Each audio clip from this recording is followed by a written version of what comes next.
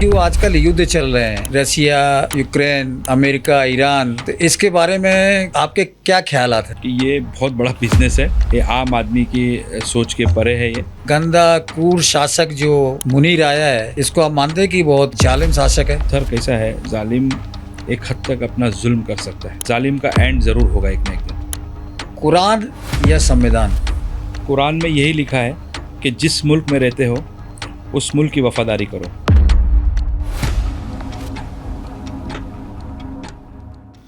नमस्कार, स्वागत है आपका पीकेपी स्टूडियो पॉडकास्ट में और मैं हूं आपका अजय द्विवेदी। कहा जाता है कि इंसान की असली पहचान उसके पद से नहीं बल्कि समाज के लिए किए गए उनके कार्यों से होती है। कुछ लोग सिर्फ बातें करते हैं जबकि कुछ लोग बिना शोर किए लोगों की ज़िंदगी बदलने का काम करते हैं। आज हमारे साथ मौजूद हैं विरार हेल्पिंग हैंड फाउंडेशन के चेयरमैन, समाज सेवी और बहुजन विकास आघाड़ी के सक्रिय कार्यकर्ता मुनाब बलोच जी। इन्होंने समाज सेवा, ज़रूरतमंदों की मदद और स्थानीय मुद्दों पर लगातार काम किया है। आज हम जानेंगे उनके जीवन का सफ़र, समाज सेवा के पीछे की सोच, राजनीति और जनता की उम्मीदों पर उनकी बेबाक राय। तो आइए स्वागत करते हैं मुनाब बलोच जी का। नमस्कार। नमस्कार।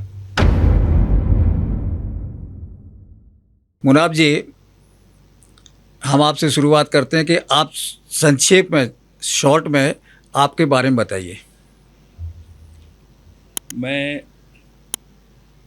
मुनाब बलोच एक साधारण सा व्यक्ति, विरार में जन्मा, पला बड़ा, एजुकेशन विरार में लिया और बिज़नेस करता हूँ, सोशल करता हूँ और पॉलिटिकली इन्वॉल्व हूँ बहुजन विकास आघाड़ी पार्टी से, और ये मेरा परिचय है। धन्यवाद। दोस्तों, मैं आप लोगों को बताना चाहता हूँ कि पिछले पॉडकास्ट में सावित्री मिश्रा का मैंने इंटरव्यू किया था, उनका पॉडकास्ट किया था, तो कुछ लोगों के मुझे फ़ोन आए, मैसेजेस आए कि एक्चुअली सावित्री मिश्रा है कौन। तो मैं आप लोगों को बताना चाहता हूँ, ये वो घरेलू महिला है और उन्होंने बहुत स्ट्रगल किया और उन्होंने अपने बारे में सब कुछ बताया था। तो इसलिए मैं मुनाब भाई से उनका इंट्रोडक्शन लिया हूँ कि लोग बाद में पूछते हैं कि एक्चुअल आप हैं कौन। तो आइए हम सवालों की बौछार लगाते हैं और आपसे सवाल करते हैं। मेरा पहला सवाल है, बचपन में आप कैसे थे? शांत, गंभीर या बहुत शरारती? बहुत शरारती। किस टाइप की शरारत किया करते थे? शरारत हर एज के साथ साथ हमारी शरारत के अंदर इजाफा होता गया। जैसे जब हम लोग जूनियर प्राइमरी स्कूल का हमारा दौर था, उस वक्त हम लोग जिस सोसाइटी में रहते थे, तो स्कूल का लेवल एक शरारत का अलग होता था और मोहल्ले में शरारत अलग होता था। जैसे कि मधुमक्खी के छत्ते को किस तरह तोड़ना और किस तरह, मतलब उसको टाइमर बॉम्ब लगाते थे हम लोग उस वक्त। और हमारे फ्रेंड सर्कल जो थे, जो हमारा ग्रुप था, उनको मधुमक्खी अटैक करती थी, तो हम लोग बहुत मज़ा लेते थे उस चीज़ का। और बहुत सारी ऐसी चीज़ें थी, मतलब स्पोर्ट्स में भी मैं बहुत एक्टिव था। क्रिकेट मेरा बहुत पसंदीदा स्पोर्ट्स था। इंडोर गेम में बहुत कम खेला।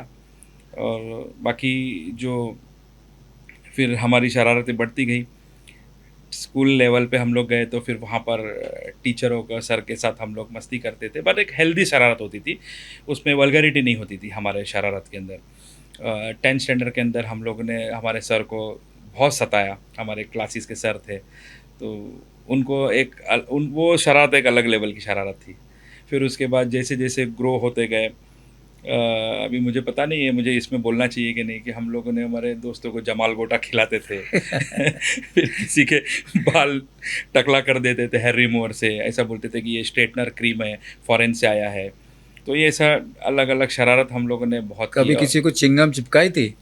बालों वो में? तो एक आम सी बात थी कि बाल में च्युइंगम चिपका देते थे, सीट के नीचे रख देते थे। वो एक नॉर्मल सी बात थी। तो अपनी ज़िंदगी शरारत में मतलब बचपन अच्छा गुज़रा है। एकदम, एकदम शरारती और हँसे हँसते-खेलते हैं मेरा बचपन गुज़रा है। एक किस्सा मैंने सुना था, जब आपके पिताजी ने आप लोगों को खेलते हुए दौड़ा दिया था, वो किस्सा क्या था? वो एक्चुअली क्या था कि मेरे फ़ादर जो है अब्दुल रहमान बलोच जिनका नाम है, तो वो गोटी और भँवरे से नफ़रत करते थे। अच्छा। बचपन में मतलब आज भी उनके सामने कोई वो गोटी या भँवरा खेलते दिख जाए तो बाकायदा उस जाकर छीन लेते थे और बच्चों को बोलते थे कि वो लाओ मेरे पास जमा करो। तो वो मैं एक दिन ऐसे ही गोटी खेल रहा था तो उन्होंने देख लिया, तो वो उस दिन से जो मैंने मतलब जो भागा हूँ और कभी उस चीज़ को हाथ नहीं लगाया। मतलब वो 2 चीज़ में मतलब उन्होंने उनको नफ़रत थी और मुझे मेरे लिए नहीं, पूरे इलाके के बच्चों के लिए थी। तो सब बच्चे डरते थे? सब आज भी डरते हैं। आज मोहल्ले में अगर पापा गुज़र गए और हाँ। बच्चे गोटी दूर से खेल रहे, तो रहमान सर आ गए, रहमान सर आ गए। अपनी गोटी-वोटी कोई छोड़ के कोई लेके भागेगा, हुँ। मतलब ऐसा आज माहौल है। हाँ, उनको है कि वो आप क्रिकेट खेलो, वॉलीबॉल खेलो, बैडमिंटन खेलो और बाकी सब स्पोर्ट्स उनको वो खुद सामग्री देते हैं और मैं खुद भी देता हूँ बच्चों को। ओके। हुँ। अगला हमारा सवाल है, आज के बच्चे मोबाइल और इंटरनेट में रहते हैं। आपके बचपन का खेल-कूद कैसा था? ये सब चीज़ों के बगैर ये तो अभी गैजेट जो आए हैं टेक्नोलॉजी जो हम लोग सब आज मोबाइल में है, इसका उस वक्त तो कुछ पता ही नहीं था कि ये भी एक दौर आने वाला है। हम लोग तो मैं कहा ना आपको हमारा दौर जो आउटडोर में गुज़रा, मस्ती में गुज़रा, मट्टी में गुज़रा, साइकिल चलाने में गुज़रा। फिर जब एक दौर आया कि बाइक सीखने का दौर आया तो चुपके से बाइक चलाना सीखे।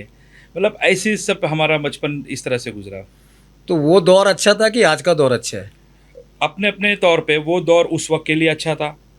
आज हम लोग चाहते हैं कि बच्चे टेक्नोलॉजी के साथ चलें, क्योंकि आज हम लोग अलग कंट्रीज़ में जाते हैं, तो टेक्नोलॉजी हमसे 20-25 साल आगे है।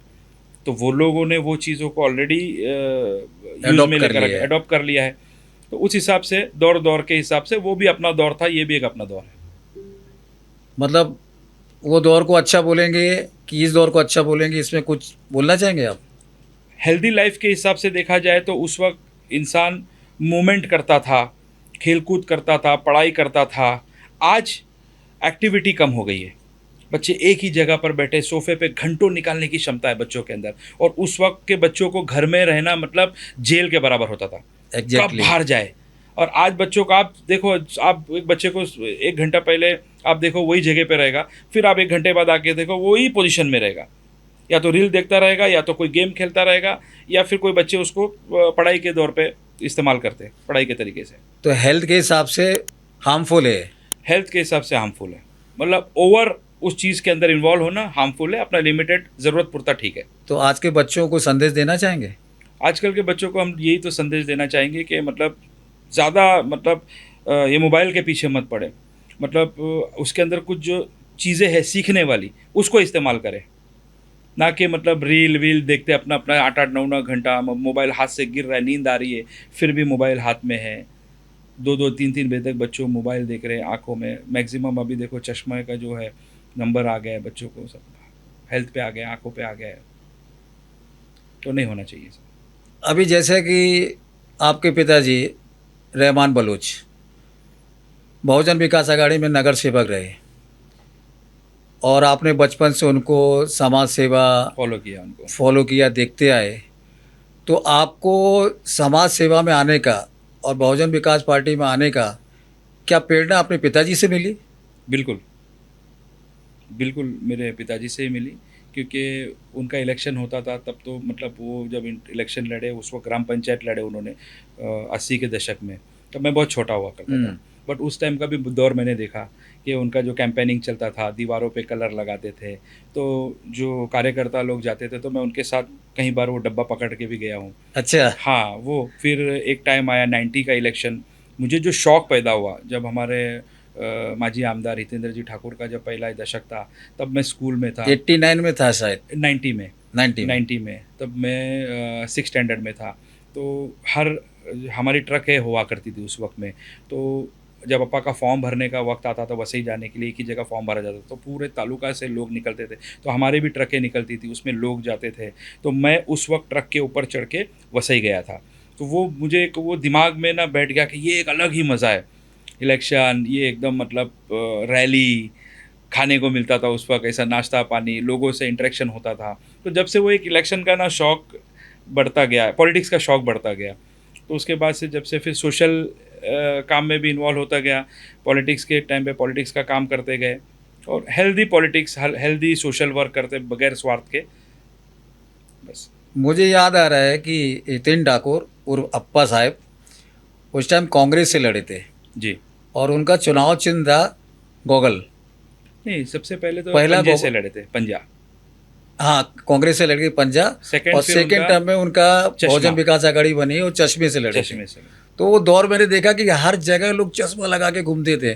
तो आपने उस दौर में लगाया था चश्मा कभी? हाँ, चश्मा मतलब वो कैसा एक सिंबल था ना। हाँ। अब जैसा अभी सिटी है, तो अभी सिटी बजाते हैं, बच्चों को बांटते हैं, तो वो एक निशानी को पब्लिक लोगों के तक पहुंचाने के लिए वो सब किया। मैंने सुना कि उस टाइम लोगों को डराते थे, धमकाते कि चश्मा पहन के ऐसे दिखाते थे कि इसको वोट देना, इसको वोट देना, नहीं दोगे तो फिर समझ लेना, ऐसा कुछ था? ऐसा कुछ नहीं, चश्मा तो एक चश्मा है, वो एक निशानी के तौर पे है। अभी आज भी सिटी है, आज भी लोग ऑब्जेक्शन लेते हैं कि सिटी का मिसयूज़ हो रहा है, वॉइस पॉल्यूशन हो रहा है, बट वो एक निशानी है। हाँ। उसको निशानी के तो एक बार रिक्शा भी थी। अब रिक्शा तो इसका मतलब रिक्शा चलाना बंद कर दे लोग कि नहीं, ये भी एक डराना धमकाने का काम है, ऐसा नहीं होता है ना। निशानी निशानी है, उसका किस तरह यूज़ मिसयूज़ अपनी जगह पर है। तो वो दौर को आपने बहुत एंजॉय किया पापा के साथ? एंजॉय किया। तो पापा ने कुछ सीख दी उस तरह की, कैसे करना चाहिए पॉलिटिक्स में? सीख कैसे? भी दी और देखते देखते सीखते भी गए। उनका तरीका, लोगों से इंटरेक्शन करने का तरीका, लोगों से पेश आने का तरीका, तो वो मेरे अंदर वो धीरे धीरे वो आ गया। और मैं मतलब मेरी एक स्वभाव ऐसा है कि मैं लोगों को सुनता हूँ। जी। मुझसे वो हो पाएगा कि नहीं वो बात का विषय है, लेकिन मैं सुनता हूँ, सुन के उस पर अमल करने की कोशिश करता हूँ कि इसका सॉल्यूशन कैसा निकले। वो एक मैं थोड़ा सा वो चीज़ पे मैं ज़्यादा फोकस करता हूँ। ओके। अभी कुछ पॉलिटिशियनों को मैं देखता हूँ कि वो सुनते नहीं, हाँ बोल क्या है, क्या काम क्या है। वो बेचारा बोलने के लिए आता है, कुछ अपने मन को हल्का करने के लिए आता है। वो बहुत लोगों के अंदर ये चीज़ देखी जाती है, तो वो मुझे नहीं पसंद है। एटलीस्ट सुन लो, तुम उसका काम करो मत करो बात का विषय है, लेकिन सुन के। मेरे पास ऐसे कितने लोग आते हैं, वो अपने अंदर पूरा दुखड़ा लेकर आते हैं, और जब वो जाते हैं ना तो बोल कर जाते हैं कि मुझे नहीं लगा था कि आप हमारी बात इतनी सुनोगे। मतलब मेरे दिल को ऐसा हल्का लगा। तो वो भी एक हेल्प है, किसी का सुनना, अपना वक्त देना उसको, वो भी अपने आप में किसी की मदद करने के बराबर है। जैसे कि आजकल के नेता नहीं सुनते हैं। नहीं सुनते, हाँ बोल क्या है, हाँ चल मालूम है क्या है, तेरा दूसरा काम क्या है, इस तरह का बिहेवियर ये बहुत गलत है। पहले तो जो लोग तुम्हारे पास मदद मांगने के लिए आते हैं वो डरे हुए रहते हैं, उनके मन में 2 क्वेश्चन लेकर आते हैं, मेरी सुनेगा कि नहीं सुनेगा, मेरा काम होगा कि नहीं होगा, फिर वो आजू बाजू में जो लोग बैठे हैं उनके सामने मैं बोलूँ कि नहीं बोलूँ। तो मेरा ऐसा है कि जो जैसे लोग आते हैं जिसको ऐसा लगता है कि मुझे नहीं इसको कुछ अलग से बोलना है प्राइवेट में, तो मैं बाहर चला जाता हूँ, या फिर मैं जो बैठे रहेंगे उसको 1 मिनट के लिए बोला जरा बात करना है, या फिर वो लोग सामने से बोलते मुझे अकेले में बात करना है। तो उस तरह से मेरा लोगों के साथ इंटरेक्शन चलता है। आप और आपका परिवार, मगर आपके पिताजी नगर सेवक रहे, हितेन ठाकुर अप्पा साहब के बहुत करीब रहे, जो मैंने सुना, जो मैंने देखा। तो कभी ऐसी कोई फरियाद लेके आप अप्पा के पास कभी गए और अप्पा ने आपको ना सुना हो? नहीं, फरियाद लेके गए हैं, काफ़ी मर्तबा जाते भी है। समाज के काम को लेकर हम लोग जाते ही हैं, उन्हीं के पास जाते हैं। जब भी ऐसा कोई विषय आता है अपने लेवल पे सॉल्व होता है, तो हम लोग उसको पूरी कोशिश करते हैं कि अपने लेवल पे सॉल्व हो जाए। कुछ बातें जो होती है जो अप्पा के कान में डालना ज़रूरी होती है, तो फिर हम लोग वो करते हैं और अप्पा उसका सॉल्यूशन निकालते हैं, कुछ रास्ता बता देते हैं या खुद कर देते हैं। वो डिपेंड करता है किस तरह का काम है। तो कभी अप्पा से डर लगा सामने जाने को आपको? नहीं, डर किस बात का, जब हम अपने लिए कभी कुछ ऐसा मांगने के लिए गए नहीं अप्पा से कि अप्पा ये मेरा काम है ये कर दो। हम जो भी मसला लेके गए, लोगों का मसला लेके गए, उसमें डर की क्या बात है। कि लोगों का कहना है कि उनका बैकग्राउंड वैसा है, लोगों को डराते हैं, धमकाते हैं, ऐसा कुछ आपकी लाइफ में कभी हुआ? बैकग्राउंड जो भी हो, हम अप्पा के पास क्यों जा रहे हैं, वो हमारे लीडर है, और हम जो काम लेके जा रहे हैं जनता का काम लेके जा रहे हैं। ना उनमें उनका कोई नुकसान है, ना हमारा कोई उसमें फ़ायदा है। वो जनता का काम है और वो जनता के लिए बैठे हैं, तो फिर काम लेके जाने में क्या प्रॉब्लम है। कुछ बातों पे वो कभी कभी नाराज़ हो जाते हैं, कुछ चीज़ें हैं गर्म दिमाग के भी है, नाराज़ भी हो जाते हैं, लेकिन उसका हमको मीनिंग बाद में पता चलता है ओके। कि अपन ने उस वक्त गुस्सा किया था तो क्यों किया था, उसका रिजल्ट बाद में पता चलता है। क्योंकि उन्होंने वसई विरार में 35 साल राज किया है हम्म, और वन वे किया है, और सडनली उनका पिछले साल कुछ उनका ब्रेकडाउन हुआ और उनकी दोनों सीटें चली गई, अप्पा भी हार गए और क्षितिज ठाकुर भी हार गए, हम्म, और काफ़ी लोगों ने क्रिटिसाइज़ किया कि अच्छी पार्टी आ गई, बीजेपी आ गई, और उसके बाद उन्होंने फिर टर्न मारा और फिर नगर सेवक के चुनाव में वो लोग बम्पर जीत के साथ आए। तो ये चक्र कैसा हुआ? देखो चक्र ऐसा है कि पब्लिक है और पब्लिक को चाहिए काम। 30-35 साल आप बोल रहे हो कि वन साइड आए, मैं उस बात को नहीं मानता हूँ वन साइड आए। विरोधक पहले भी थे, विरोधक आज भी है। लोगों को क्या होता है कि कभी कभी कुछ हवा लहर चलती है तो कुछ लोग उसके अंदर चले जाते हैं। कुछ लोग जातिवाद को इम्पोर्टेंस देते हैं कि नहीं, ये हमको विकास से कोई लेना देना नहीं, हमको जातिवाद पे वोट करना है। तो वैसा भी मैनिपुलेशन हुआ है अपने तालुका में, जबकि अपने तालुका का आप रिकॉर्ड है 35 साल में कभी यहाँ पर कभी कोई दंगा नहीं हुआ। हर समाज के लोग यहाँ पर सुरक्षित है, हर समाज के लोग यहाँ पर बस रहे, तादाद में बस रहे। वो यही सोच के बचे कि वसई विरार सेफ है। इलेक्शन होते रहेंगे, पॉलिटिकल पार्टीज़ की हार जीत होती रहेगी, वो अपनी जगह पर, और वो होना चाहिए, वो उस तरह होना चाहिए, स्ट्रॉन्ग अपोजिशन होना चाहिए, तो काम होगा लोगों का। नहीं, इस बात से तो मैं सहमत हूँ आपकी कि मैंने भी देखा विरार में एक चीज़ बड़ी अच्छी हुई अप्पा के राज में कि हिंदू मुस्लिम दंगा कभी नहीं हुआ है इन बिल्कुल 35 सालों में। तो कभी नहीं हुआ। इसका क्रेडिट किसको देना चाहेंगे आप? इसका क्रेडिट देना ही चाहिए ना, हमारी जो पार्टी ने यहाँ पर राज किया, जिसका कंट्रोल शासन पे, एडमिनिस्ट्रेशन पे, डिपार्टमेंट पे। आज पुलिस डिपार्टमेंट जो है वो क्या चाहती है कि लॉ एंड ऑर्डर मेंटेन रहे। कभी कभी पुलिस भी मतलब कहते हैं ना कि पुलिस भी लाचार हो जाती है सिचुएशन को हैंडल करने के लिए। तो उस वक्त उनको भी एक स्ट्रॉन्ग नेतृत्व चाहिए जो लोगों की बात सुने। तो उस स्ट्रॉन्ग नेतृत्व को जो भूमिका निभाई वो अप्पा ने निभाई। कितने ऐसे हादसे हुए, कितने इंसिडेंट हुए ऐसे, गांव-गांव में कुछ चीज़ें ऐसे हुई। तो उस वक्त स्ट्रॉन्ग जो अप्रोच था अप्पा का जनता को लेकर, यानी कि एक कमांडिंग पावर वो अप्पा के अंदर है। बहुत खूब।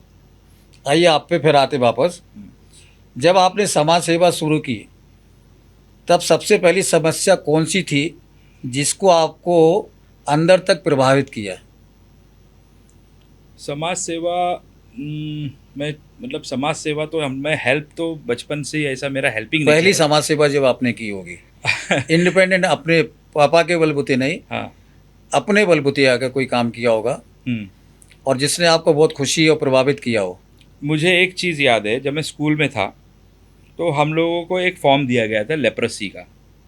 लेप्रेसी के बीमारी जो थी उसके लिए हमको पैसा कलेक्शन के लिए तो डोनेशन जो चार्ट देते हैं स्कूल में, तो वो पहला जब आया तो हम लोगों को टारगेट दिया था 50 रुपये का, हर स्टूडेंट ने 50 रुपीज़ करने का है। मैं टेंशन में आ गया कि मैं कैसा करूँगा। तो मैं घर पे मतलब जब गया फॉर्म लेके घर वालों के सामने रखा कि अभी सब लोग इसमें से घर वाले ही सब जमा करो और 50 रुपीज़ हम लोग करके दे देते हैं। तो पापा से भी डिस्कस हुआ था उस टाइम पे।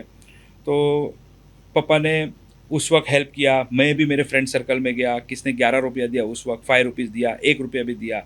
तो मैं पूरा स्कूल में वो हाईएस्ट बच्चा बना जिसने 500 रुपीज़ जमा किया था, जो जिसके दिल में डर था।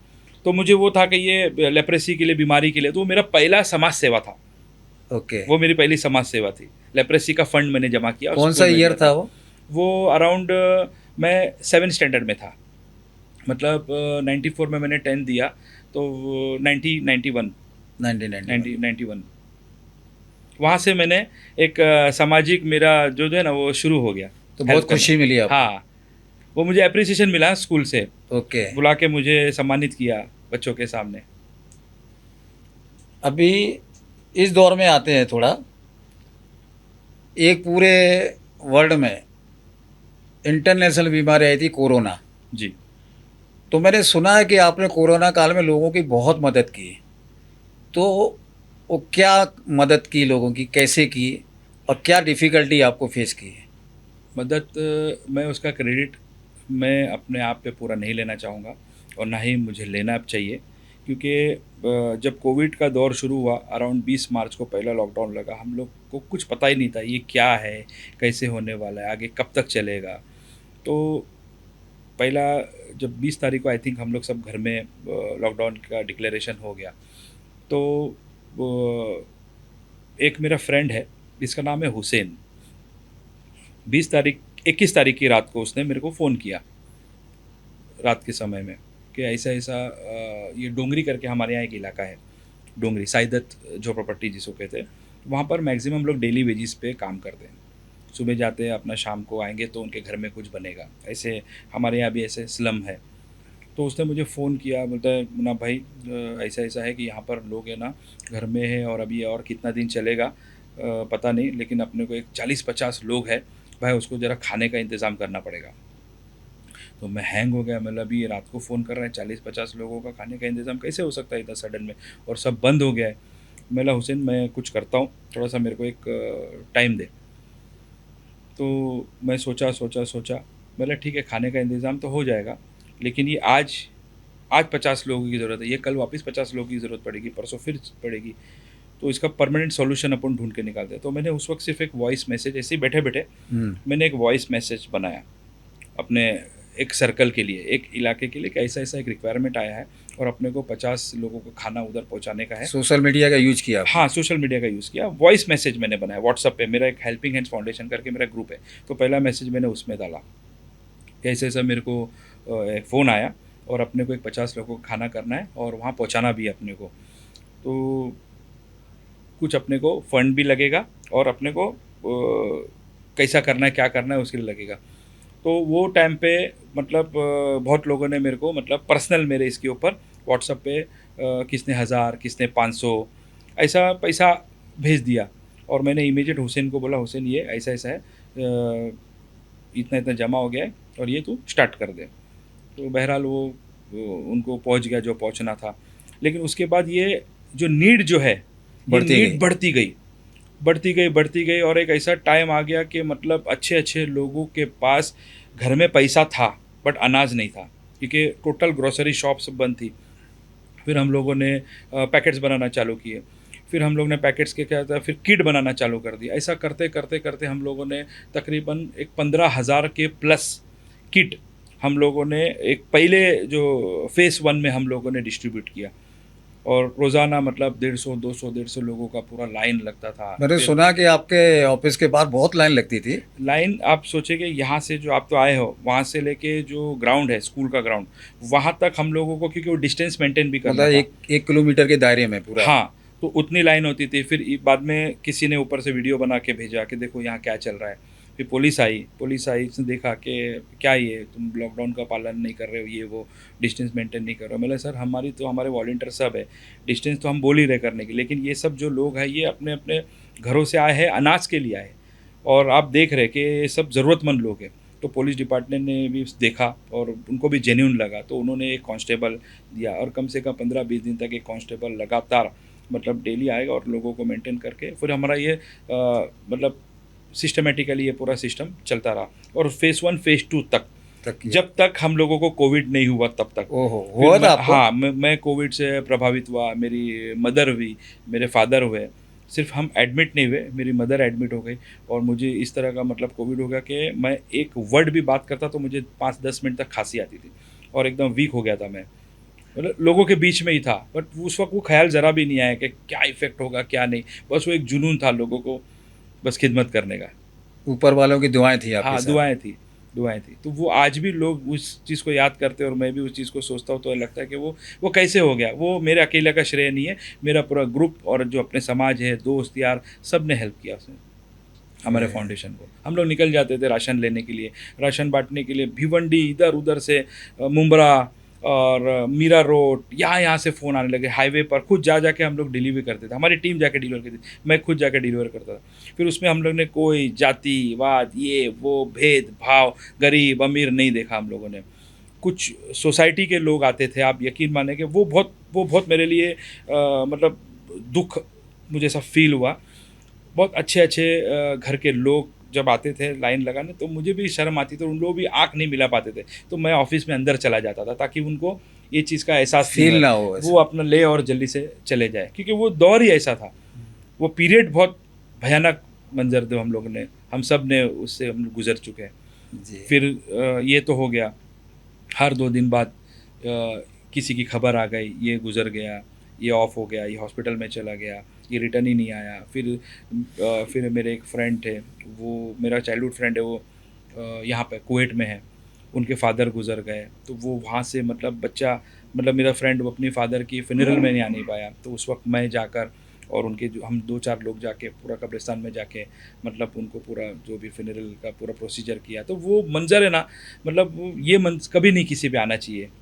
में जैसे मुस्लिम समाज का जो पैसा आता है वो ज़कात के लिए आता है, ज़कात निकालते साल में एक बार, तो हम लोग वो बोल के दे कि ये आपका पैसा ये एजुकेशन के लिए जाएगा। ज़कात थोड़ा एक्सप्लेन कर सकें क्या होता है हाँ, ज़कात? ज़कात एक अरबी वर्ड है, एक्चुअल अरबी वर्ड है। ज़कात ये है कि हर हमारे इस्लाम में ऐसा है कि आपकी पूरे साल भर की जो कमाई या आपकी साल भर की जमा हुई पूंजी, प्रॉपर्टी, सोना हो, प्रॉपर्टी हो या फिर एसेट जो आपने बनाया, जो एक्स्ट्रा है, जिसका आपके इस्तेमाल में नहीं आ रहा है, वो एक्स्ट्रा है आपके लिए, तो उसका 2.5% आपको निकालना है और उसको चैरिटी करना है, लोगों में चैरिटी करना है। तो वो एक सिस्टम बनाया हुआ है 1500 साल पहले से हमारे मोहम्मद इस्लाम धर्म में। हाँ, इस्लाम धर्म के अंदर हमारे मोहम्मद पैगम्बर साहब ने, कि अगर ये हर जो साहिब माल कहते हैं जिसको, मतलब जो कैपेबल है वो अपने हिस्से का ज़कात ईमानदारी से निकाले, तो इस समाज में गरीबी नहीं क्या रहेगी। बात है!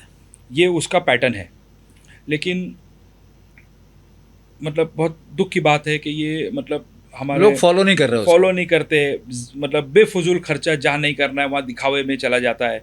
लेकिन जो एक्चुअल जो चीज़ बताई गई है, अगर उसको रखेंगे तो समाज जो है ना, ये किसी चीज़ से वंचित नहीं रहेगा, ना एजुकेशन से रहेगा, ना अपनी लाइफस्टाइल से रहेगा, मतलब रोज़मर्रा आपका की कहने ज़िंदगियों का के। मतलब है कुरान को और इस्लाम को अगर फॉलो करें, जो हमारे पैगंबर साहब लिख के गए हैं, हम्म। तो मतलब समाज में बहुत बदलाव आ सकता है। बदलाव आ सकता है।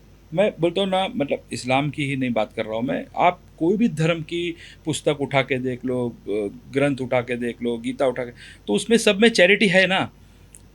सही मतलब है। एक एक एक कम्युनिटी जो बढ़ती जा रही है, उसी के ऊपर नहीं कहा ना, तो हमको आपको सेवा भी करना है। तो ये सेवा ये क्या है, अपना अपना पैटर्न बना दिया है कि आप उसको फॉलो करो, तो गरीबों को कौन देखेगा?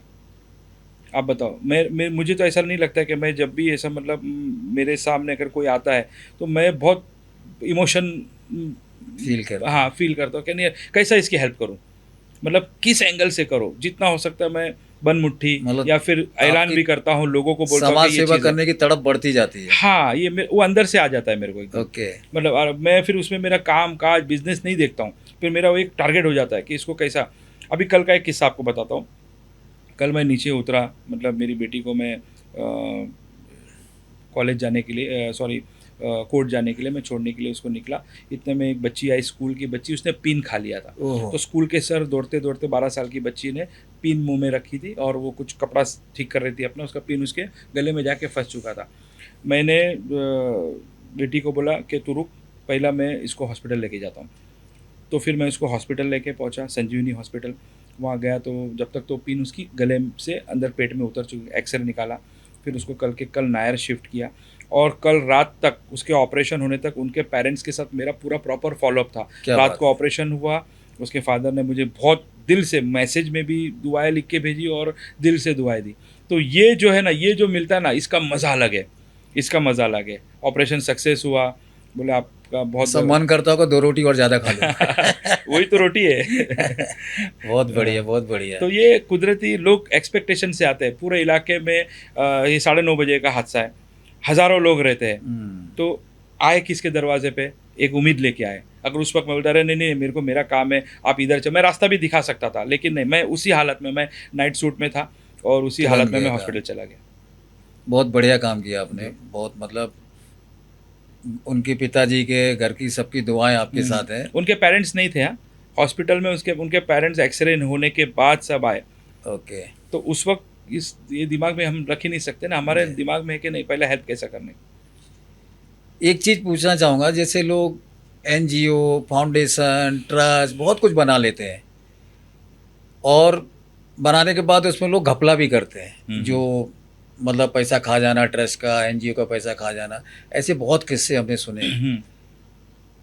आपने जब ये फाउंडेशन बनाए, हेल्पिंग हैंड फाउंडेशन, तो फंड का जुगाड़ कैसे करते हो आप? फंड कहाँ से आता है आपको? हम लोग, आपने अच्छा क्वेश्चन पूछा। अभी जैसे कि हमारा जो है फाउंडेशन है, वो इतना हमारे पास फंड आता नहीं है। फर्स्ट ऑफ ऑल जो भी आता है लिमिटेड आता है, और जब जब हमको किसी चीज़ की रिक्वायरमेंट होती है तो हम सोशल मीडिया के माध्यम से एक मैसेज बना देते हैं, जिसमें हमारे पूरे फ्रेंड सर्कल हो गए, पूरे जो मेरे व्हाट्सअप ग्रुप है, पिताजी का व्हाट्सअप ग्रुप है, और उसमें हम स्प्रेड कर देते हैं वो पूरा टॉपिक, इस टॉपिक के लिए ये पैसों की ज़रूरत है। तो जो लोग हमको अप्रोच करते हैं, कुछ लोग डायरेक्ट डाल देते हैं स्कैनर में, तो उस तरह से हम लोगों को फंड आता है। मतलब जैसे अभी आपको लगता है कि हाँ नहीं, मुनव्व भाई ने ये जो बात डाला की है। ये ऑथेंटिक है और आप मुझे पर्सनली जानते हैं, तो फिर आप पहले पैसा डाल दोगे, फिर क्या मुनव्व भाई मैंने इतना डाल दिया और कुछ लगेगा तो बोल देना। ऐसे भी है सब। तो मतलब फंड की प्रॉब्लम ज़्यादा नहीं होती है, मतलब आता जाता आ रहता जाता है, है, आता रहता है। वो चीज़ निकल जाती है, और मतलब कभी ज़रूरत निकल जाती है। कभी ऐसा हुआ कि आपके पास फंड ना हो और घर से आपने अपना बिजनेस का पैसा लगाया हो? वो तो रेगुलर ही चलता है। लगता है। हाँ, वो लगता ही है, वो लगता ही है। ओके। फंड का वेट नहीं करते हैं एक्चुअली। हम्म। आ गया तो ठीक, नहीं आया तो फिर हम लोग हमारे इससे करके ख़त्म कर देते हैं। चलिए आपके पॉलिटिक्स पे फिर आते हैं हम वापस।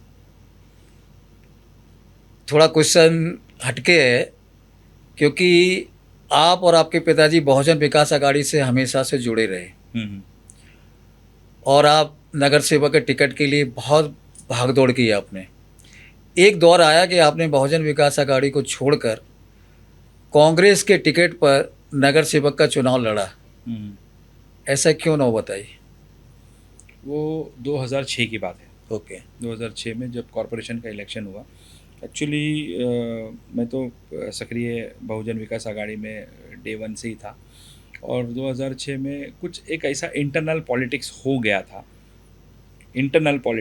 था, तो उस वक्त मेरी एज भी आज 48 है, तो आप 20 साल पीछे ले लो तो बचपना था। यंग एज थी, जोश रहता है, डिसीजन फास्ट ले लेते हैं, मतलब बोलते हैं ना, सोचे ना समझे, ठीक है इलेक्शन लड़ा। वो भी एक कांग्रेस एक पार्टी थी, अपनी नेशनल पार्टी थी। और मैंने मतलब इलेक्शन लड़ने के पहले हमारे अपा है उनके ऑफिस में, कि जब स्टेशन पे अपा की ऑफिस हुआ करती थी, तो फॉर्म भरने से पहले मैंने अपा से मिला भी था। अपा को याद होगा कि नहीं पता नहीं, लेकिन अपा की मेमोरी तो बहुत बहुत अच्छी है। मेमोरी है। तो मैं मिल के गया था, अपा मैं इलेक्शन लड़ रहा हूँ, तो अपा बोले हाँ ठीक है, और मैं अपा मैं कांग्रेस से लड़ रहा हूँ। बोले ठीक है, मतलब आपका आशीर्वाद चाहिए, आशीर्वाद है। ये मिल के किया था, मतलब ऐसा नहीं कि चोरी छुपे मैंने फॉर्म भर दिया, किसी को बोला नहीं। मैं सबसे पहले अपा के पास गया था, और ना मैंने टिकट भी मांगा। मतलब ये बात भी ऐसा नहीं है कि मैंने अपा आप मेरे को टिकट दो, बस उस टाइम में मेरे को इलेक्शन लड़ना था, और मुझे यहाँ से मुझे ऐसा लगा कि मुझे मेरी यहाँ क्योंकि से आपके टिकट नहीं पिताजी मिलेगी। तो बहुजन विकास में थे, उन्होंने मना नहीं किया था आपको? किया था, हाँ। किया था। तो उस मैं पता ना, जवानी का जोश था। वो एज रहता है ना, वो एज ओके। के अंदर आप भी उस एज से गुजर चुके हैं। ओके। तो इलेक्शन लड़ने का मेरा जो मकसद था ना, वो एक समाज के लिए ही था। मुझे ऐसा नहीं कि मुझे लड़के कोई नेता या मिनिस्टर बनना है, ना ये ना वो। हाँ, इलेक्शन लड़ना है, लोगों की खिदमत करना है। तो इसीलिए मुझे कांग्रेस ने टिकट दिया, सामने से टिकट दिया, और उस वक्त मैं 140 वोट से हार गया दुर्भाग्य से। अच्छा। और मेरे सामने मेरे चाचा ही खड़े थे, तो अच्छा, घी खिचड़ी चाचा में ही कौन गिरी। कौन चाचा आपके? मेरे जो चाचा थे अभी स्वर्गवासी अयूब बलोच। आयुब बलोच, जो हाँ, नगर महापौर भी रह चुके हैं ना? नगर अध्यक्ष थे, नगर अध्यक्ष रह 2009 चुके के हैं। विरार नगर परिषद के वो आखिरी नगर अध्यक्ष थे। वो थे। ओके। वो पहले नगर सेवक भी रह चुके थे। तो वो वार्ड जो था, फिर उन्होंने फॉर्म भरा, तो फिर मैं सोचा अभी क्या, अभी फॉर्म भर दिया है तो ठीक है, लड़ते हैं। आपने चाचा से मजाक में बोला नहीं कि आप हट जाओ, आपको जीतने दो? नहीं बोला, नहीं मैंने, नहीं बोला, और चाचा ने भी नहीं बोला नहीं बोला। कि तू बैठ जा।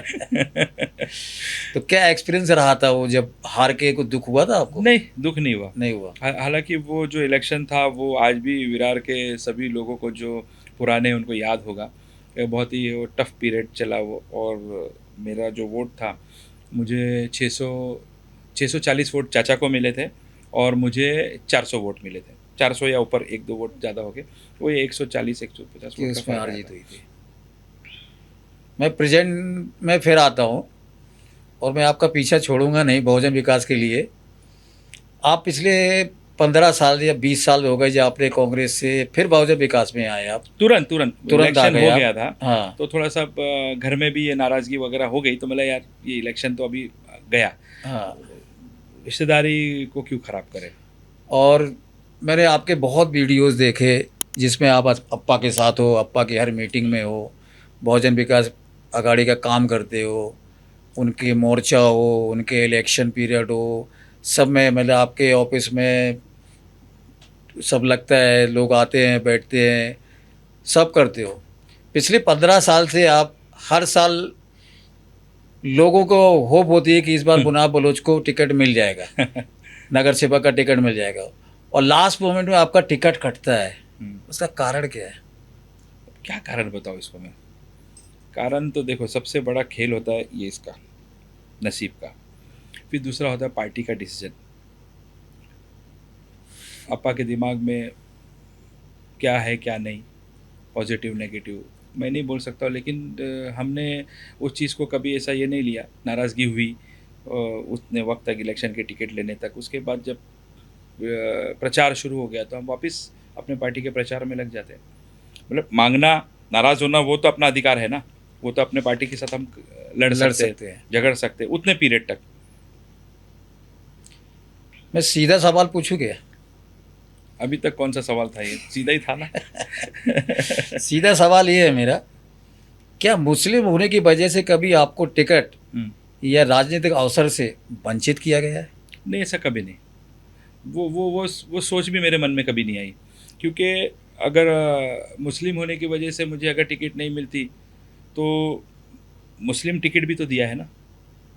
अगर टिकट ही नहीं देना मुस्लिम को तो दूसरी मुस्लिम को नहीं नहीं, मिलती थी। आपके साथ मैं 15 साल से देख रहा हूँ, हम्म, और जहाँ आपका जो एरिया है नगर सेवक का, तो उसमें बहुत मेहनत की हो, बहुत लोगों में आप पॉपुलर हो, और हर बंदे को मतलब उस एरिया के हर लोगों को लगता है कि इस बार मुनाफ भाई को टिकट मिलेगा ही मिलेगा।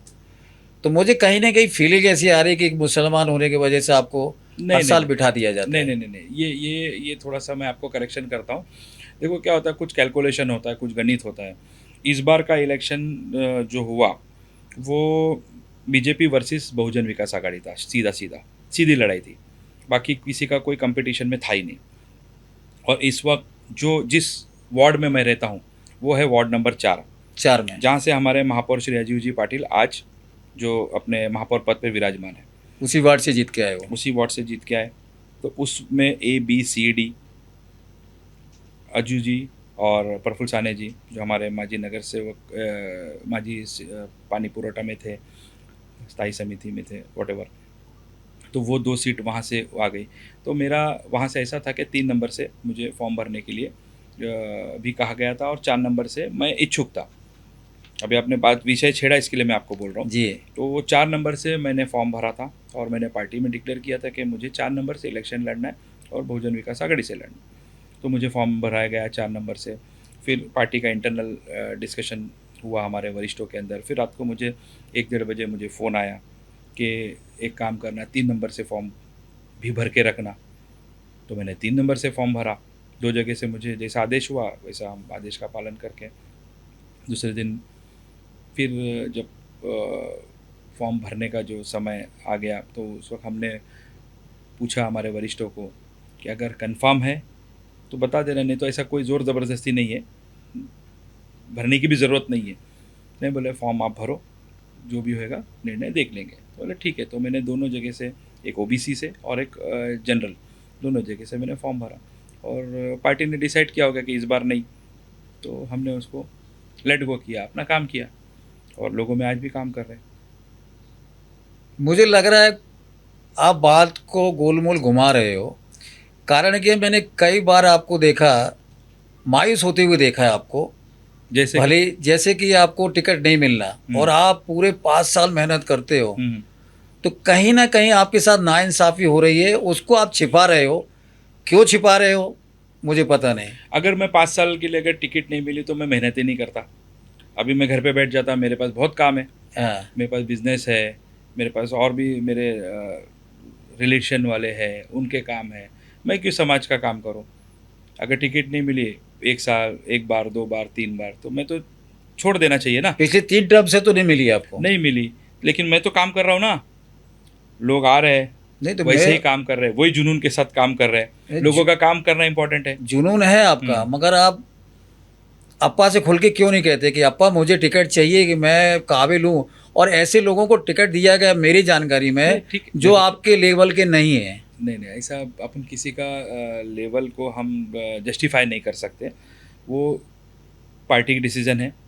और मैं अपनी काबिलियत बता सकता हूँ। मैं कहते हैं ना कि मेरे फादर हमेशा एक चीज़ बोलते हैं कि दूसरे की लाइन छोटी करने के चक्कर में मत रहना, अपनी लाइन अपनी लाइन बढ़ाओ। बढ़ाइए। तो ये चीज़ को मैं फोकस करता हूँ कि मैं क्या हूँ वो इम्पोर्टेंट है, दूसरा क्या है वो इम्पोर्टेंट नहीं। और हर किसी को जो चांस मिला है वो अपने अपने तरीके से काम कर रहा है। तो आपको लगता है आगे चल के आपको मेहनत का फल मिलेगा? मैं कुछ नहीं बोल सकता हूँ। मेरे नसीब में नहीं लिखा होगा तो कोई माइकल लाल नहीं देगा, और मेरे नसीब में लिखा होगा तो कोई माइकल लाल रोक नहीं सकता है। तो किसने सोचा था मोदी जी प्राइम मिनिस्टर बनेंगे? उन्होंने भी नहीं सोचा नहीं होगा एक सोचा वक्त था। में। तो वो डिपेंड करता है कि लक। अपने क्रिकेट को ले लो, 11 खेलते, 11 करोड़ प्लेयर आज अपने तकदीर आज अच्छे अच्छे प्लेयर है, लेकिन लक भी नाम की एक चिड़िया है ना। तो कभी मन नहीं करता पार्टी स्विच फिर करूँ? नहीं नहीं नहीं, ऐसा कभी नहीं, कभी नहीं। ऑफ़र बहुत आते हैं, हाँ। और ख़ास तौर पे इलेक्शन पीरियड में तो बहुत ज़्यादा ही ऑफ़र आते हैं कि आप लड़ो, पीछे से हम सपोर्ट करेंगे। और ओपनली पक्ष वाले आते हैं, नेशनल पार्टी आई कि आप लड़ो, आप माइनॉरिटी से हो, आप माइनॉरिटी का वोट खाओ। और जबकि आप देखो ये इलेक्शन जो हुआ हमारा 4 नंबर का वार्ड जो है ना, तो उसमें डिफरेंस जो है 1400-1500 वोट से हमारी पार्टी चुन के आई। हाँ, और जो मार्जिन अपोजिशन ज़्यादा थे नहीं है। उनको भी अच्छे खासे वोट मिले। अगर उसमें मान लो मैं अगर एक खड़ा हो जाता था, लोगों की बात सुन के, दूसरे पक्ष की बात सुन के 2-4 हज़ार वोट ले लेता था, तो ऑब्वियसली सीट गिर जाती थी। लेकिन वो मैं अपने आप को फिर वो मैं क्या कर सकता था उसमें? आप मैं दोषी सर्व नहीं तो नहीं कहलाना कर चाह रहे सकता थे था। अपने आप हाँ, तो इससे अच्छा जो पार्टी हमारी है मजबूत है, आज वो अच्छे मैंडेटरी से चुन के आई है, काम कर रही है। को। ओवरऑल आपकी जो जर्नी रही है, किसी ने सब किसी ने आपको सबसे बड़ा धोखा दिया है पॉलिटिक्स में? पॉलिटिक्स में नहीं, पॉलिटिक्स में मतलब धोखा बोलो आप, जैसा उसको क्या क्या डेफिनेशन मतलब जो। डेफिनेशन मतलब कि बोलते हैं ना कि चलो बेटा आगे बढ़ो हम तुम्हारे साथ हैं, मुनाफ भाई आगे बढ़ो हम तुम्हारे साथ, और पीछे से लेग पुलिंग कर रहे हैं। नहीं, ऐसा मुझे महसूस नहीं हुआ। इंटरनल पॉलिटिक्स होती होगी, करने वाले करते भी है। हाँ। तो और आपके जानकारी में ऐसा कुछ आया कभी? आता है सर, छोड़ो अभी उसको। कैसा है, कुछ लोगों को मेरे से इनसिक्योरिटी होती होगी तो वो हाँ। करता होगा, हाँ। ऐसा मुझे लगता है। लेकिन जब उनसे मुझे बात ऐसा होती लगता है है कि आपकी जानकारी में आप बताना नहीं चाह रहे। नहीं, मैं क्या कहता हूँ कि कुछ लोगों को इनसिक्योरिटी फील होती होगी मुझसे, एक अरे नहीं ये आ जाएगा तो मेरा पत्ता कट हो जाएगा, ये आएगा तो ये कायम का रह जाएगा, ये क्वेश्चंस आते हैं। और ये बट नेचुरल है, ह्यूमन नेचर है, ये चीज़ आना ही है। थोड़ा पॉलिटिक्स से हट के बात करते हैं। हमारी रिसर्च टीम ने बताया मुझे कि एक दौर था कि कुछ महीनों आपको घर से बाहर रहना पड़ा, लगभग एक रफ भाषा में कहूँ तो तड़ीपार के रूप में आप बाहर रहे हो। तो वो किस्सा क्या था, वो दौर क्या था? नहीं, तड़ीपार के रूप में नहीं है, ये शब्द को मैं थोड़ा सा करेक्शन करता हूँ जी, मैं कि हार्ड बोला। हाँ नहीं, वो तड़ीपार एक स्पेशल ऑर्डर होता है ऑर्डर होता है, ओके। जिसको डिपार्टमेंट, पुलिस डिपार्टमेंट निकालती है, और वो जिसके ऊपर जो गुनहगार लोग रहते हैं कि उनको तड़ीपार किया जाता है सर्टेन पीरियड के लिए, ताकि एरिया में शांति बनी रहे। तो कुछ सोशल काम की वजह से कुछ ऐसी बातें हो गई थी, एक ऐसा इंसिडेंट हो गया था जिसकी वजह से मुझे 1 साल 11 दिन, आपको मैं अच्छा, पूरा दिन भी याद है आपको? 1 साल 11 दिन मुझे अपने घर परिवार से दूर रहना पड़ा था। वो कुछ केस था, और अभी वो फिलहाल वो कोर्ट में है, तो उस पर अपने यहाँ डिस्कस पर नहीं कर डिस्कस सकते करना हम। ठीक नहीं है। ऑलरेडी कोर्ट में मैटर है, और मुझे ऑनरेबल सुप्रीम कोर्ट ने मुझे उस पर बेल दिया है। स्टे लगा हुआ है? नहीं नहीं, हाँ स्टे भी है, और सुप्रीम कोर्ट ने मुझे इस पर बेल दिया है। और वो तड़ीपार नहीं था, मैं उसको कहेंगे कि मैं मतलब अंडरग्राउंड हुआ, और मैंने कोर्ट को अप्रोच किया ताकि मेरे को जस्टिस मिले। और हमने हाई कोर्ट में जाके क्वेश्चन भी अप्लाई किया है कि ये जो FIR हुआ ये मेरे पे झूठा है, वो कोई साबित ही नहीं होता है। तो एफआईआर झूठी की गई थी आपकी? हाँ, वो प्रेशर में आके उस वक्त के हालात के हिसाब से वो एफआईआर हो गई थी, हम्म। बट उसके अंदर मेरा इंटेंशनली ऐसा कुछ किसी को हर्ट करना या किसी का वो पर्पजली करना वो नहीं था। ठीक है, वो तो अभी कोर्ट में है वो मामला, तो अभी कोर्ट डिसाइड करेगा क्या है क्या नहीं। मतलब 1 साल 11 दिन बाहर रहे, जी। बहुत डिफिकल्ट दिन रहे होंगे आपके वो? और वो डिफ़िकल्ट दिन तो थे। आप ज़ाहिर सी बात है कि हम अपने घर से 15 दिन महीने बाहर रहते तो फिर हम लोगों को फिर से घर की याद आना शुरू हो जाती है। और जब हम घूमने फिरने जाते तो ठीक है, थोड़ा बहुत माइंड चलता भी है। ये तो मतलब मुझे अंडरग्राउंड होना पड़ा था, तो उस हिसाब से थोड़ा दिक्कतें आई थी। वो भी एक मतलब मेरे ज़िंदगी का वो 1 साल भी एक सुनहरा साल है। मैं तो और उसमें मुझे बहुत सीखने को भी मिला। क्या बाहर बात? रहकर जो मैं सीखा, जो मतलब वक्त की कीमत क्या होती है, अपनों की कीमत क्या होती है, अच्छे बुरे की समझ हो जाती है, किस तरह जोश में जज्बात में काम नहीं करना, वो सारी चीज़ें समझ में आएगा। अपने कौन, पराए कौन, कौन मज़ा ले रहा है, कौन हेल्प कर रहा है, कौन पीछे से मज़ा ले रहा है ना? कोई रूमर फैला रहा है, मतलब किसी किसी को मैदान एकदम खाली मिल गया, अरे अभी तो गया, 5-10 साल अभी तो तो आएगा इसको ही जेल नहीं। हो जाएगी। हाँ, 5-10 साल तो आएंगे नहीं, तो जेल वगैरह नहीं भी मुझे। और मैं कानून का तुरंत कानून के दरवाजे पे मैंने अपना दस्तक दिया। कानून के ज़रिए मुझे कानून ने ही बाहर रहने की इजाज़त दी। जस्ट सवाल है आपका, बताना चाहे या ना बताना चाहे आपकी मर्जी। उस टाइम मतलब लोगों ने आपको बहुत ढूंढने की कोशिश की थी, क्या आप बताना चाहेंगे उस टाइम अंडरग्राउंड कहाँ पर थे आप? नहीं, मैं पूरा भारत भ्रमण कर रहा था।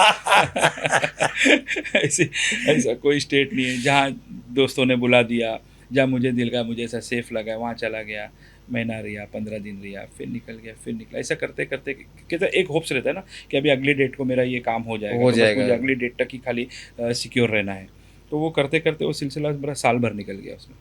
और अपना कोर्ट कचहरी का तो आपको पता है, हम मैंने दावे के साथ उस नहीं। टाइम सुना भी था कि जो अबू सलेम के वकील हैं अशोक शरोगी, बहुत बड़े एडवोकेट है, उनको हायर किया था कि किसी और को किया था? नहीं, वो मेरे अपोनेंट थे। अपोनेंट थे वो? हाँ, मेरे जो एडवोकेट थे आदरणीय गिरीश कुलकर्णी सर थे ओके। हाई कोर्ट में, और यहाँ पर वसई कोर्ट में श्री किशोर पाटिल सर थे, और फिर हाई कोर्ट में फिर मैंने और एक मेरे एडवोकेट थे अनिकेत निकम, जो उज्जवल निकम साहब के जो बेटे हैं, जिन्होंने कसाब का केस लड़ा, जो पब्लिक प्रोसिक्यूटर थे, उनके बेटे अनिकेत निकम, उनको हायर किया। फिर दिल्ली में मेरे एडवोकेट थे श्री लोनकर सर, नितिन लोनकर। तो आपके अपोनेंट एडवोकेट भी बहुत बड़े थे ना, अशोक सरोगी का तो बहुत नाम है उनका। अपना अपना एक अपना उनका भी उनका कैलिबर था, होता है। मतलब उनको बीट करके आना, मतलब आपकी टीम ने अच्छा काम किया।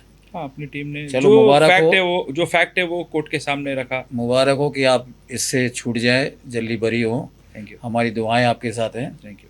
इस दरमियान मुझे सुनने में आया, और मुझे लग रहा है आप गोल गोल घुमाएंगे, मुझे गोल गोल आंसर देंगे।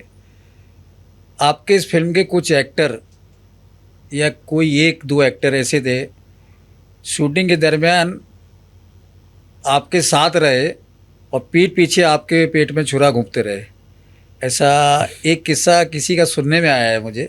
अगर आप बताना चाहो तो, नाम ना लें, मगर नहीं, ऐसा हुआ मुझे भी लग रहा है होगा। फिर घुमाओगे आप। सर कैसा है, अभी वो चीज़ हो गई, और हुई है ना? मैं इसको क्या जस्टिफाई करूँ, मतलब बातें आती है अपने पास भी, लेकिन उसका कोई ऑथेंटिक ये नहीं है ना, पुरावा अपने पास। ओके। तो लेट गो, हर किसी का अपना अपना एक स्ट्रेटेजी होता है। हमारा मकसद था फिल्म बनाना, अच्छे लोगों के साथ जुड़ने, एक अच्छा समाज में जाना। फिल्म भी बन गई, मैसेज भी चला गया, अवार्ड भी मिल गए, तो अब उस चीज़ को क्या लेके बैठने का। दुखी तो हुए हो गए। मतलब मैंने क्या कहा आपको, आपको हर दौर में, हर फील्ड में अलग अलग जहन के लोग, अलग अलग सोच के लोग आपको टकराएंगे। आप उसको लेके अपने मकसद को, अपने टारगेट को थोड़ी आप भूल सकते हो। आएंगे जाएंगे, आते काम रहे अपना जाते करते रहे। हाँ। अगर आपको इस दौर में पॉलिटिक्स चुनना हो या फिल्म चुनना हो या इंडस्ट्री चुनना हो, तो किसको चुनेंगे आप? पॉलिटिक्स को चुनूंगा मैं। फिल्म लाइन में नहीं जाना चाहेंगे? नहीं, वो मेरा एक शौक था, मतलब मैं उसको अपना बिजनेस नहीं बनाना चाहता हूँ। पॉलिटिक्स मेरा शौक कैसा है, उसमें मुझे समाज सेवा करने को मिलती समाज है। सेवा का मौका मिलेगा, वहाँ मैं बिजनेस कर सकता हूँ, मेरा नाम शोहरत मिल सकती है, मुझे सेवा करने का मौका नहीं मिलेगा। आज के दौर में बहुजन विकास आघाड़ी अप्पा, मतलब अपना एक उनका मुकाम है, उनके पैरेलल एक पार्टी और चल रही है, आगरी सेना, जिसके महाराष्ट्र उपाध्यक्ष हैं माननीय कैलाश पाटिल साहब, जिनको लोग प्यार से काका बोलते हैं। काका और अप्पा एक दे दोनों एंटी एक दूसरे के, मतलब दोनों की मतलब विचार नहीं मिलते हैं, दोनों पार्टियां अलग हैं। तो मैंने कई बार आपको कैलाश पाटिल के ऑफिस में भी जाते देखा है। तो ऐसा क्या काम पड़ गया कि जो अप्पा नहीं कर सके, कैलाश पाटिल के पास जाना पड़ा आपको? देखो, एक बात मैं आपको क्लियर बताना चाहता हूँ। कैलाश पाटिल, उनके बड़े भाई श्री महेश पाटिल, उनके पिताजी स्वर्गवासी श्री हरि पाटिल, इनके साथ हमारा आज का संबंध नहीं है। कैलाश पाटिल के पिताजी और हमारे दादा दादी, मेरे पिताजी के मामा श्री गफूर मुंशी साहब, मुंशी जी, ये उस दौर के ये रिलेशन है, फैमिली पारिवारिक रिलेशन है। उससे इलेक्शन उनका और बहुजन विकास आघाड़ी का क्या चल रहा है क्या नहीं, उससे हमको कोई मतलब नहीं है। कैलाश पाटिल जी के घर पे आज भी हम जाते हैं। मेरी 2 दिन पहले भी उनसे किसी सब्जेक्ट को लेकर बात हुई। तो वो हमारा एक अलग रिलेशन है। पॉलिटिक्स से वो भी बोलते हैं कि तू क्या कर रहा है इधर, तेरे साथ अन्याय हो रहा है, ये हो रहा है। वो अपनी जगह पे सही है, मैं उनको रॉन्ग नहीं बोलूँगा, क्योंकि उनको जो दिख रहा है वो मुझे बोल रहे हैं और अपना समझ के बोल रहे हैं। सही मैं तो है। उनको दादा बोलता हूँ, दुनिया आज उनको काका बोलती है, हम तो पहले से उनको दादा ही बोलते हैं, कैलाश दादा, महेश दादा। और अप्पा को लेकर वो हमेशा एंटी रहे।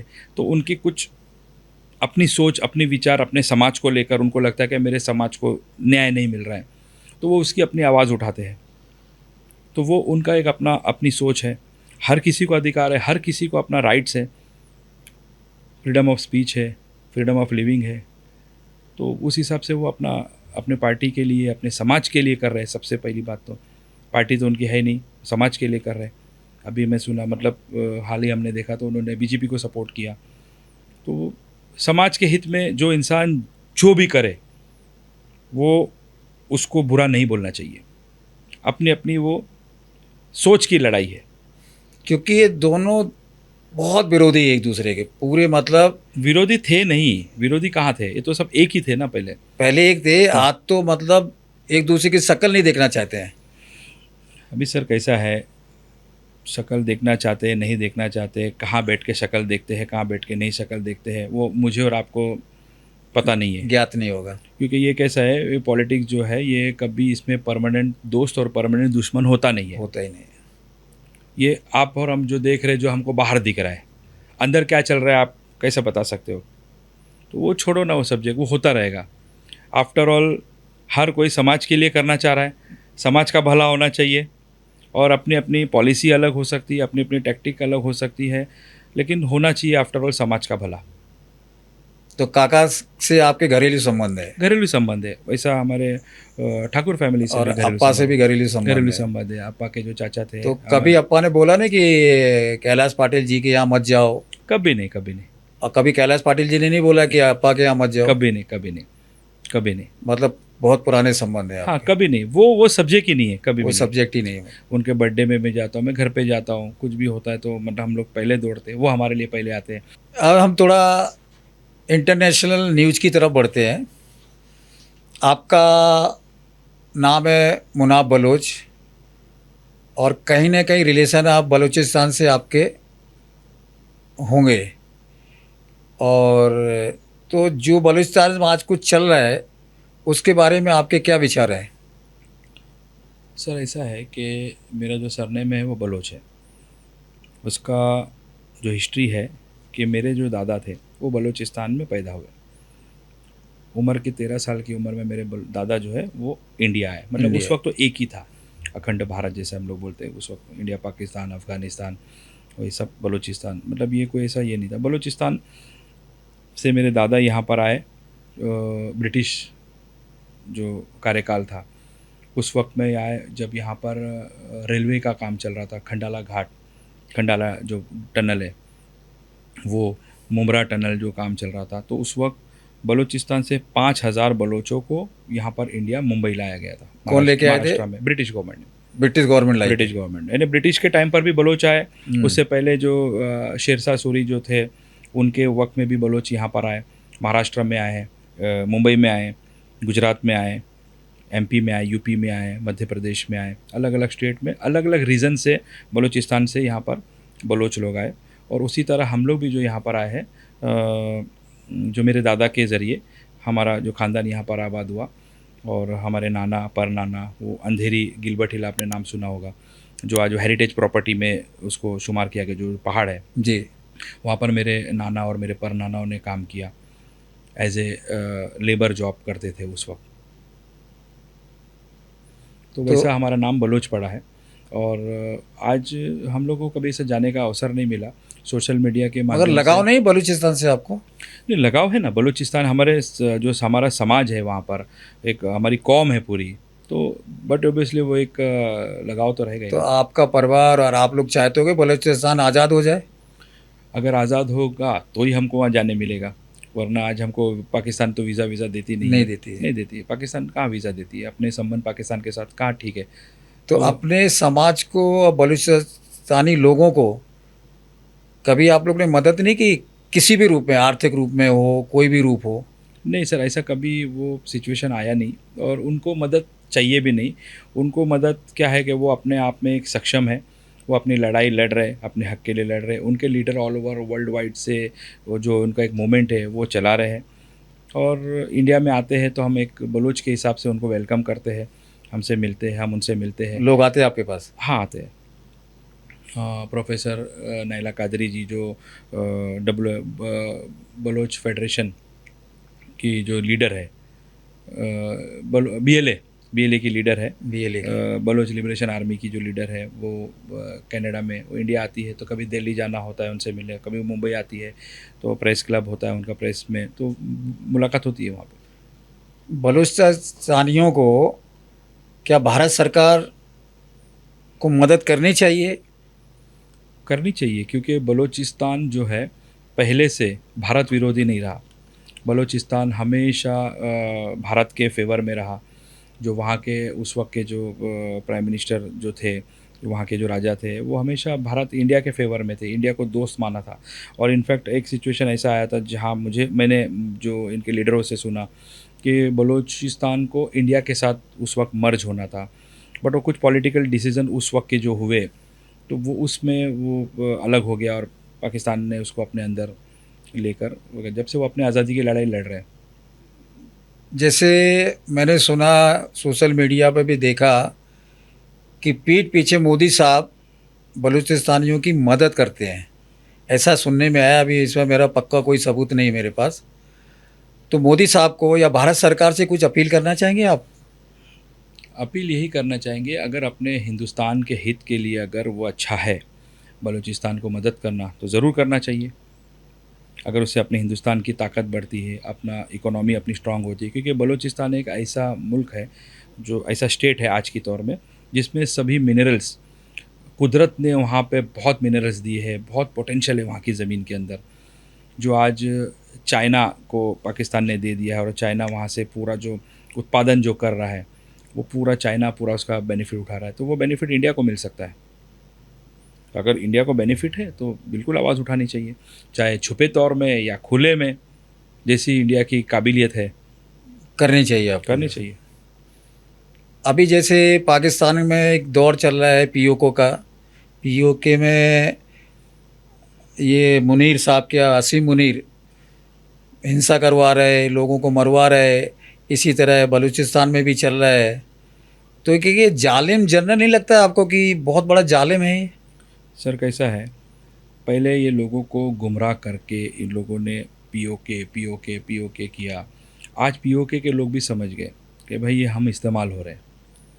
जैसे कश्मीरियों के कैसा किया, आज़ाद कश्मीर आज़ाद। आज कश्मीरी आज भारत के फेवर में आ गया, हिंदुस्तान के फेवर में आ गया। क्या आज बात आप है। जाओ कश्मीर जाओ, आज उनकी मेंटेलिटी पूरी चेंज हो गई।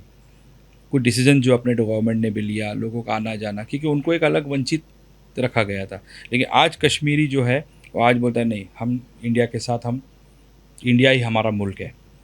पहले वो उनको बहुत, उनके ब्रेन को ना पूरा वॉश आउट करके रखा था, मैनिपुलेट करके रखा था। वैसे पीओके का एक दिन हर आदमी को चाहिए शांति। आपको भी शांति चाहिए, मुझे भी शांति चाहिए, लेकिन एक हद तक आप किसी को वर्गला सकते हो। लेकिन जब देखते कि ऐसे भूखमर्रा की ज़िंदगी गुजारने से अच्छा रोज़ उठे सुबह खून ब्लड, ये किसको पसंद है? मुझे आप बताओ। शांति पसंद है सबको, पीस। तो आप मानते हैं सबसे गंदा क्रूर शासक जो मुनीर आया है, इसको आप मानते हैं कि बहुत जालिम शासक है? बिल्कुल जालिम। सर कैसा है, जालिम एक हद तक अपना जुल्म कर सकता है। एक कहते हैं ना कि ये ऊपर वाला जो है ना, वो कुफ्र की हालत में दुनिया को बर्दाश्त कर सकता है। बोलते नहीं, दुनिया चला सकता है। यानी कि ऊपर वाले बोले कि मेरे को एक बार कोई भी मत मानो, फिर भी मैं दुनिया चलाऊंगा। लेकिन जुल्म की बुनियाद पर वो दुनिया नहीं चला सकता है। जालिम का एंड ज़रूर होगा एक ना एक दिन। हम लोग अंतिम दौर में आ चुके हैं। छोटा सा आपका व्यू पॉइंट जानना चाहूँगा कि जो आजकल युद्ध चल रहे हैं, रसिया, यूक्रेन, अमेरिका, ईरान, तो इसके बारे में आपके क्या ख्यालात हैं? सर मैं इतना बड़ा तो नहीं हूँ कि वो इंटरनेशनल यूथ के बारे में बताऊँ, बट इतना मेरे को पता है कि ये बहुत बड़ा बिजनेस है। ये आम आदमी की सोच के परे है।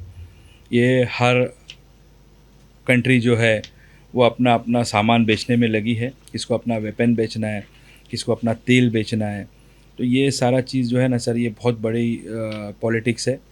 हम लोगों को बस इतना ही मैं कहता हूँ कि शांति होनी चाहिए।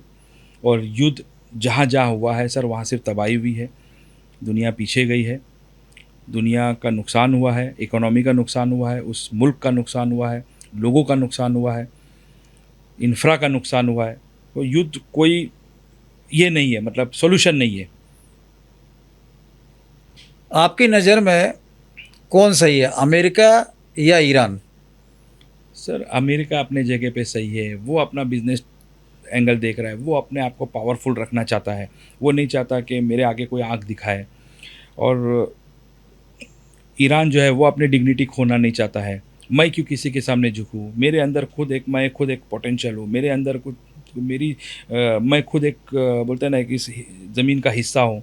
मेरे अंदर ये उत्पादन है, मैं ये दे सकता हूँ दुनिया को। मैं अपने टर्म्स पे दूँगा, मैं तेरे टर्म्स को क्यों मानूँगा? आप समझे कि नहीं? आपके घर में आके बोलूँगा कि आप मेरी तरह जियो, तो आपको थोड़ी बर्दाश्त होगा। मेरा घर है, देखो मेरी तरह रहना पड़ेगा, मेरे कानून कायदे चलेंगे। तो सर वो तो एक कंट्री है ना। तो इनके युद्ध की वजह से, हुँ। अमेरिका और ईरान के युद्ध की वजह से हम भारतवासी क्यों पिस रहे हैं? क्योंकि हॉर्मुज ऑलरेडी उन्होंने बंद करके रखा है।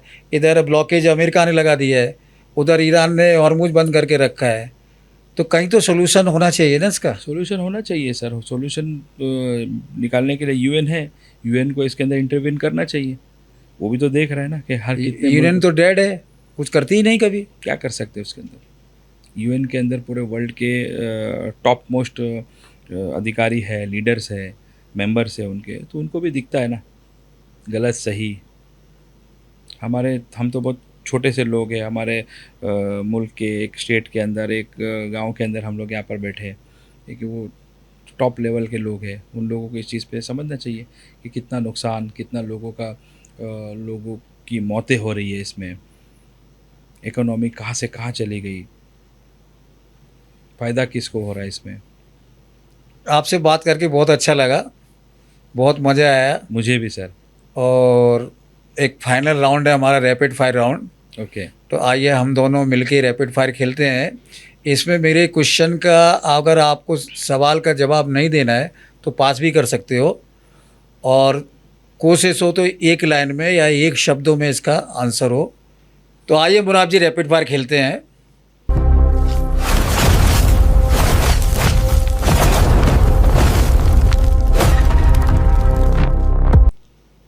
पैसा या इज्जत? इज्जत। राजनीति या समाज सेवा? समाज सेवा। राजनीति क्यों नहीं?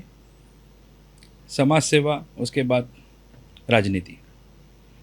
जनता या सत्ता? जनता। सच या समझौता? सच। कभी समझौता नहीं किया आपने? सच को पकड़ के जहाँ ज़रूरत पड़ी वहाँ पर समझौता करने की अगर नौबत आई तो, लेकिन पहले सच को पकड़ के जाने अनजाने में कभी समझौता करना करना पड़ता है। पड़ता है। गुस्सा जल्दी आता है? हम्म। क्यों? कुछ चीज़ें जब बर्दाश्त नहीं होती है, कोई एकदम दबाने की कोशिश करता है, रिस्पेक्ट नहीं करता है और पर्पजली, तो गुस्सा आता है माफ जल्दी करते हो किसी को? जल्दी। गुस्सा ठंडा हो जाता है। हम्म। आपकी सबसे बड़ी कमजोरी? मैं इमोशनल हूँ, मुझे कोई भी कैसा भी मैनिपुलेट कर सकता है। आपकी सबसे बड़ी ताकत? मेरी ताकत मेरी फैमिली, माता पिता और मेरी वाइफ, बच्चे और दोस्त यार। आपका सबसे बड़ा डर? सबसे बड़ा डर क्या बताऊँ मैं, कि अपनों को खोने का। डर लगता है कहीं से बिछड़ना ना पड़े? हाँ। अक्सर डरते हो? हाँ, वो एक दिल में लगा रहता है। राहुल गांधी या प्रियंका गांधी? राहुल गांधी। मगर कांग्रेस में तो बड़ा जोर चल रहा है कि प्रियंका गांधी को लाओ। तो वो अपने अपनी सबकी सोच है, पर राहुल गांधी ने एक जो ऊर्जा पैदा करी है यंगस्टर्स के अंदर। मोदी या अमित शाह? मोदी। मोदी सही है आपके हिसाब से? कपिल देव या इमरान खान? कपिल देव। ओवैसी या राज ठाकरे? ओवैसी या राज ठाकरे, दोनों अपने अपने समाज के लिए अच्छा काम कर रहे हैं। वो अपने समाज को वो भटकना नहीं देना चाहते हैं, और राज ठाकरे जी अपने समाज को लेके चलना चाहते हैं। दोनों अपनी जगह पे सही है। अगर चाहो तो आप पास भी कर सकते हो, मगर एक को चुनना पड़ा तो? एक को चुनना पड़े तो मैं महाराष्ट्र के हिसाब से राज ठाकरे जी को राज ठाकरे को। बड़ा डिफिकल्ट क्वेश्चन है ये। कुरान या संविधान? देखो, कुरान में यही लिखा है कि जिस मुल्क में रहते हो उस मुल्क की वफ़ादारी करो। अगर कुरान ने मुझे ये कहा है तो संविधान को मुझे लेके चलना है। जो मेरा मुल्क का जो कानून है मुझे उसको फॉलो करना है, क्योंकि मेरा कुरान ही वही कह रहा है। एक को चुनना पड़े तो? एक को चुनना पड़े तो, जैसा मैं बचपन से तो संविधान नहीं पढ़ा हूँ, मुझे बचपन से कुरान पढ़ाया गया है। जब मेरे अंदर इंसान रहेगा, मेरे अंदर वो समझ रहेगी, तो ही मैं संविधान को चुनूँगा ना। मेरे अंदर समझ ही नहीं है, तो मुझे उसके लिए समझाने के लिए, मेरे अंदर को इंसान को जानने के लिए, गीता हो या कुरान हो, वो मेरे अंदर वो आना तो चाहिए, तो मैं सारी चीज़ों को समझूंगा। तो कुरान को पहले चुनेंगे आप? एज ए इस्लाम के तौर पे मैं कुरान को पहले चुनूंगा, एज भारतीय के तौर पे मैं संविधान को पहले चुनूंगा। तो जो संविधान के ज्ञाता है और संविधान के बहुत बड़े वक्ता है, वो आपसे चिढ़ेंगे नहीं किस बात पे? कि कुरान को मान लिया ऐसे मुसलमान? नहीं, वो तो मेरा धार्मिक अधिकार है ना, वो तो मेरा धार्मिक अधिकार संविधान है। भी तो पहले है। नहीं, संविधान एज ए कंट्री के लिए संविधान, क्योंकि मुझे कुरान ही यही कहता है कि पहला मुल्क, उसके बाद सब कुछ। ओके।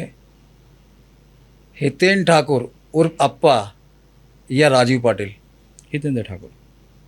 राजीव पाटिल क्यों नहीं? वो भी तो आपके बहुत नहीं, करीब सर, रहे कैसा हैं। है, नहीं ठीक है वो राजू भाई, लेकिन एक अप्पा को मैं बचपन से देखते आया हूँ एज ए लीडर, तो मेरे दिमाग में है कि अप्पा एक कमांडिंग पावर है, एक समाज को लेके चल रहे हैं, एक पार्टी को लेके चल रहे हैं, और एक तालुका डिस्ट्रिक्ट को लेके चल रहे हैं। भारत, पाकिस्तान या बलूचिस्तान? भारत।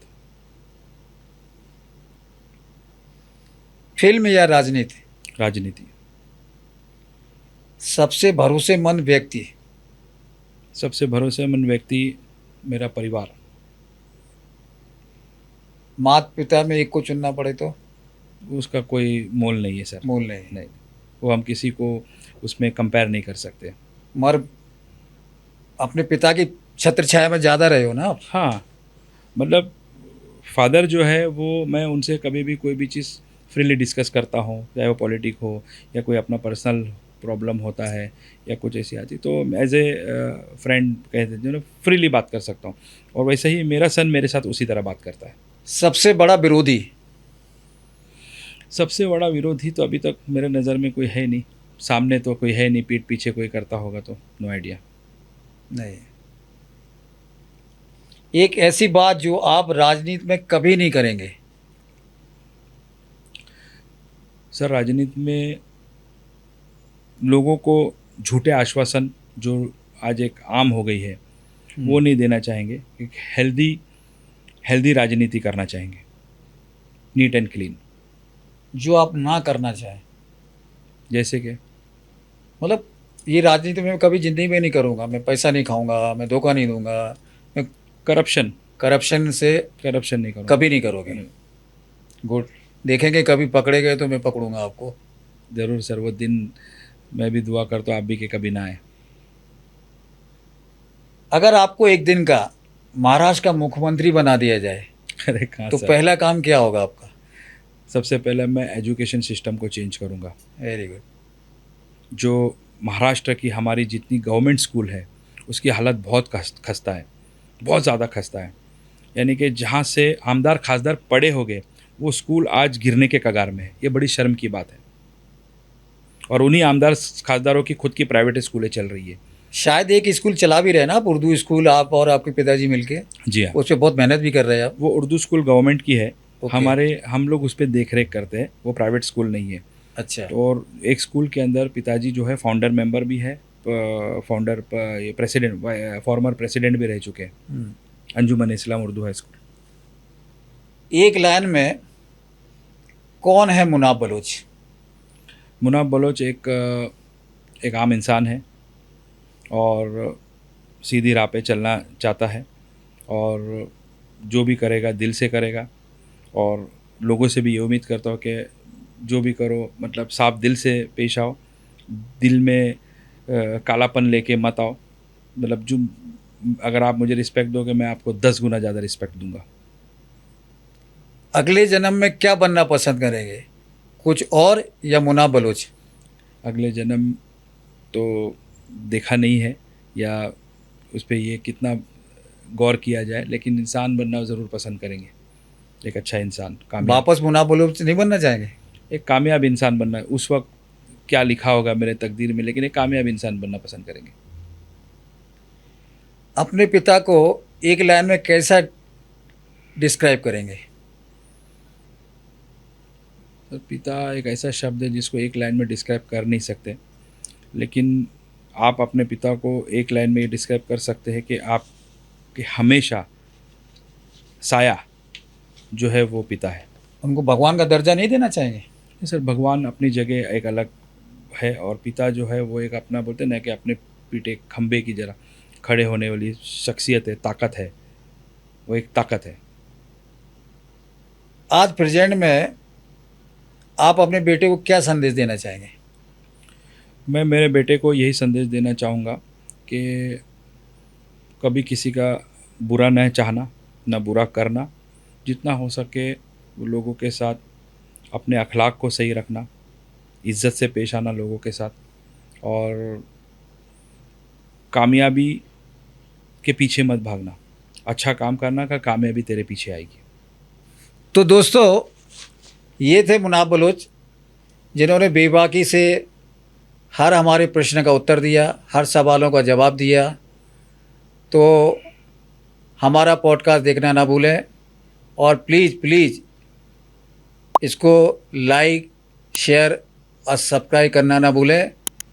धन्यवाद, नमस्कार। और मैं मुनाब बलोच से चाहूँगा कि हमारे चैनल के लिए भी कोई अपील कर दें। सबसे पहला बहुत बहुत धन्यवाद हमारे अजय द्विवेदी जी का।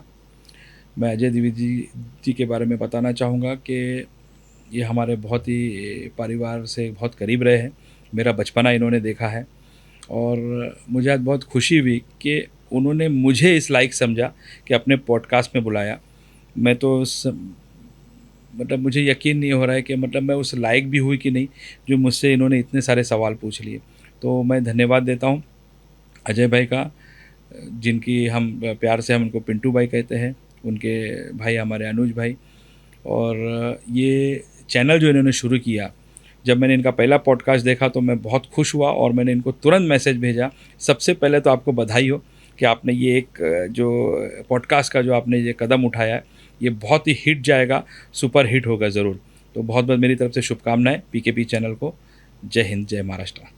धन्यवाद विनोद भाई, नमस्कार। नमस्कार।